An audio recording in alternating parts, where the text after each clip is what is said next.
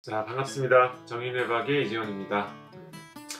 오늘 쉬는 내라고 하는 내용을 가지고 오늘은 말씀을 드려보려고 해요. 오늘 제가 어떤 분을 뵀냐 하면요, 자꾸만 집중력이 내가 자꾸만 떨어지는 것 같아요. 그래서 제가 그러시면 안 된다 라고 말씀을 드려도 계속 집중력이 내가 약을 먹고 나아진 건지 계속 테스트를 해보시더라고요. 그러면서 또 절망해요. 선생님, 제가 약을 그래도 지금 한 3, 4일 먹었는데요. 오늘 책을 보려고 다시 시도를 했는데 책이 전혀 안 읽혀요. 이 집중력이 전혀 나아지지 않아요. 또 한 일주일쯤 됐는데도 또 오셔서 선생님, 제가 일주일 동안 약을 먹었는데요. 여전히 책을 볼 수가 없어요. 책을 볼 때마다 제가 아주 좌절합니다. 저는 앞으로 책을 볼 수 없는 걸까요? 이렇게. 그래서 제가 그게 자꾸만 자기 감시를 하시면 자기를 감시하고 있는 거거든요. 매일매일 책을 보시면서 내가 정말 책이 잘 읽혀지나 안 읽혀지나를 자꾸만 테스트를 해보고 계시는 거죠. 자꾸만 감시를 하게 되면 내가 책을 집중력 있게 볼 수 있는 이런 기회를 점점 놓치게 되고, 그러면은 점점 내가 두려워하는 게 진짜 실제로 벌어지게 되고, 그 상태에서 내가 점점 벗어날 수 없는 이런 두려움에 사로잡히게 되고 이렇게 되는 거다. 그래서 일단은 나를 테스트하고 나를 자꾸만 시험하려고 하지 말고, 모니터링 하려고 하지 말고 그런 행동을 다 멈춰야 된다. 그리고 내가 정말 진짜 좋아서 하는 행동 쪽으로, 정말 의욕이 생기는, 내가 재밌는 행동 쪽으로 자꾸만 좀 뭔가를 찾아보고 기다려 보셔야 된다라고 말씀을 드렸어요. 그랬더니 이제 그 이유에 대해서 좀 궁금하다. 이게 그럼 왜 그런 거냐에 대해서 저한테 이야기를 하셔서, 궁금해 하셔서, 제가 옛날에 만들어 놓은 자료인데요. 쉬는 내라고 하는 이런 내용에 대해서 말씀을 드렸어요. 쉬는 내가 뭐냐 하면요. 옛날에 1950년도쯤에 어떤 뇌과학자가 이런 실험을 합니다. 이 사람은 수학 문제를 하나 풀 때 과연 인간은 얼마만큼의 에너지, 얼마만큼의 포도당을 소모를 하나, 이게 궁금해진 거예요. 그러니까 예를 들면은 내가 밥 한 공기를 먹으면 한 300칼로리를 내가 섭취하게 될 텐데, 이거면은 내가 시험지 몇 장을 풀어야 내 뇌가 그만큼의 에너지를 소모하냐, 이게 궁금했던 거죠. 그래서 실험을 가만히 있는 상태에서 뇌 촬영을 막 했어요. 이 페트라고, 내가 내 뇌가 얼마만큼의 포도당을 소모하는지를 측정할 수 있는 뇌 영상 장치가 있거든요. 페트를 가만히 있을 때 찍고, 또 수학 문제를 막 풀게 시켰어요. 그럴 때 찍고. 그래서 이거 두 가지를 빼보면 수학 문제일 때 얼마만큼, 수학 문제를 풀 때 얼마만큼의 에너지가 소모가 되는지를 알 수가 있겠죠. 1950년대에 그래서 한 연구자가 이 실험을 이렇게 비용을 들이고 이래가지고 진행을 했습니다. 그래서 결과 데이터를 얻어서 쉬고 있을 때하고 문제를 풀 때 이거를 뺐거든요. 그랬는데 뺀 차이가 없었어요. 0이 나온 거예요. 0이. 내가 가만히 쉬고 있을 때도 에너지 소모가 어느 정도 일어났고, 문제를 풀 때도 에너지 소모가 어느 정도 일어났고, 그래가지고 이 사람이 딜레마에 빠진 거죠. 이상하다. 가만히 있을 때는 에너지 소모가 없어야 되는 거 아닌가? 그래서 이게 내가 실험을 잘못했나? 그래서 이 실험의 결과를 결국 어디에다가도 레포트하지 않고 묻어버렸어요. 그랬는데 한 20년쯤 지나고 난 다음에 어떤 과학자에 의해서 우리가 가만히 쉬고 있을 때, 그러니까 예를 들면 멍 때리고 있을 때, 이때 오히려 더 막 활성화가 되는 뇌가 있다는 걸 알게 된 거예요. 그래서 옛날에 실험 결과가 사실은 맞았던 거죠. 우리가 가만히 쉬고 있을 때도 화학 에너지를 쓰는 뇌가 있었고, 우리가 문제를 풀 때도 화학 에너지를 쓰는 뇌가 있었던 거예요. 근데 그 위치가 나중에 이렇게 조사를 해서 알고 보니까 그 위치가 서로 달랐어요. 그래서 우리가 갖고 있는 뇌의 일부분에서는 우리가 가만히 쉬고 있을 때 뇌가 막 작동하고, 일부분의 뇌에서는 우리가 열심히 문제를 풀 때 뇌가 작동하고.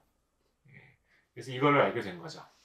그럼 우리가 열심히 일을 할 때 작동하는 뇌는 보통 IQ 측정을 할 때 사용이 되는 뇌는 전부 다 일하는 뇌예요. 뭔가를 기억해내는 거, 뭐 산술, 뭐 문제를 푸는 거, 이런 것들, 과제를 내서 작동하는 뇌는 일을 할 때 쓰는 뇌고, 또 우리가 멍 때리고 있고 또 명상을 하고 있고 이럴 때 오히려 활성화가 되는 뇌는 쉬는 뇌고. 그래서 우리의 뇌가 이 밑에 붉은색으로 된 뇌가 쉬는 뇌고요. 이 위에 좀 파란색으로 영역이 체크되어 있는 뇌가 일할 때 작동하는 뇌예요. 그래서 우리의 뇌는 이렇게 시소 타기를 하고 있는 것처럼, 우리가 쉬는 시간에 쉬었다가 또 선생님이 수업에 들어오시면은 이게 일하는 뇌로 가서 뭔가를 학습하고 기억하고 이런 역할을 하고, 또 쉬는 시간이 되면은 이게 아래로 내려와서 좀 멍 때리는 시간을 갖고 왔다 갔다 하면서 작동을 하고 있게 되는 거죠. 그 사이에 그거를 바꿔주는 뇌가 존재를 합니다. 그래서 예를 들면은 제가 막 쉬고 있었어요. 아침에 일어나서 멀뚱멀뚱 침대에 누워서 쉬고 있었는데 갑자기 배에서 꼬르륵 하는 소리가 나면서 배가 고픈 기운이 쫙 들어요. 이거를 얘가 감지하고 쉬는 뇌에서 야, 밥을 먹어, 일하는 뇌로 바꿔주는 거죠. 그래서 부엌에 가서 열심히 요리를 만듭니다. 근육을 막 움직이면서 칼질을 하고 뭐 볶기도 하고 이래서 음식을 다 먹었어요. 그 다음에 다시 이제 침대에 가서 누웠어요. 그럼 다시 멍 때리는 상태가 되는 거죠. 이렇게 왔다 갔다 하면서 인간의 뇌는 작동을 하게 되어 있어요. 자, 그래서 이게 쉬는 뇌인데, 아까 그분처럼 자꾸만 자기 감시를 하는 상태가 되게 되면은 어떤 문제가 생기게 되냐 하면, 이 쉬는 뇌가 일하는 뇌를 방해를 하게 됩니다. 원래 이게 시소를 타야지 정상적이 되는데, 일을 할 때는 뭐 예를 들면은 내가 지금 책을 본다 그러면 책을 보는 활동에 내가 100% 집중을 해야 돼요.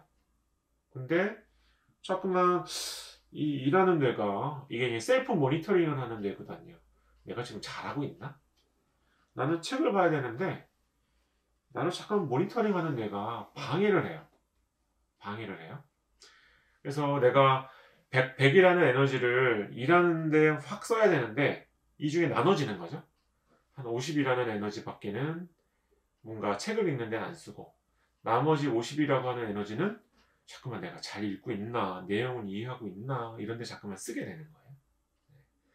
그래서 이렇게 그분 같은 경우에 이렇게 자꾸만 내가 나를 모니터링하는, 내가 쉴 때나 내가 가만히 있을 때나 작동해야 되는 뇌가 내가 일하고 있는데 자꾸만 방해를 하게 됩니다. 그래서 이거를 영어 표현으로 이제 인트루전이 된다라고 이야기를 해요. 인트루전. 쉬는 뇌가, 이거를 이제 resting state brain network이라고 얘기해요. resting state brain이 자꾸만 인트루전 되는 이런 현상이 발생을 하게 되는 거고, 그게 그분이 느끼고 있는 거예요. 그래서 그분이 계속 나를 모니터링 하려고 하는 행동을 멈추지 않으시면 이렇게 뭔가 쉬는 뇌가 자꾸만 방해를 하는 이런 문제가 이제 계속 지속이 되고 해결이 되지가 않는 거죠. 그래서 그분한테 나를 자꾸만 감시하는 거, 이런 거를 좀 줄여라.